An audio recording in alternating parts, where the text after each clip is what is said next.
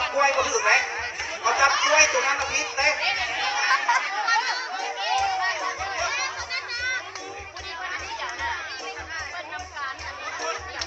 มีเจ็ดหุ้นอันนี้15อยู่ไหน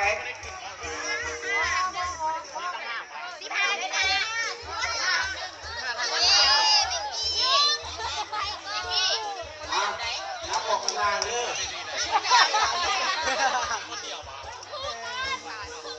ปริญญาตรี5ปริญญาตรี6ปริญญาตรี5อยู่ไหนปริญญาตรี5เข้าหรือว่าที่ยอมยกตุ้งข่าวละกล้วยมีผู้กินดีแท้เนาะโกยืนข้างเด้อกินอย่างก้อนกันได้สินักกีฬาของเราพร้อมบ่พร้อมเกียร์เด้อ1ยกไม่ขึ้นเลย 2ขึ้นเอาเชือกขึ้น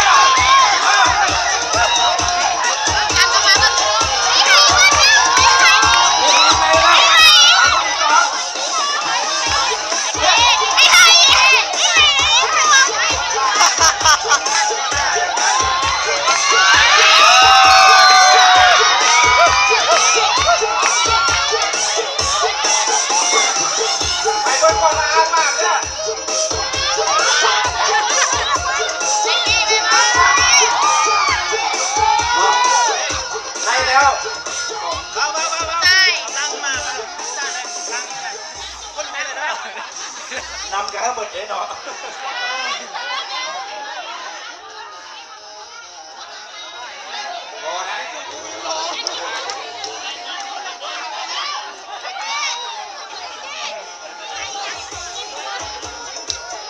เอาได้พูดตนาแล้วก็คือปริญญาตรี6ก็ที่1แล้ว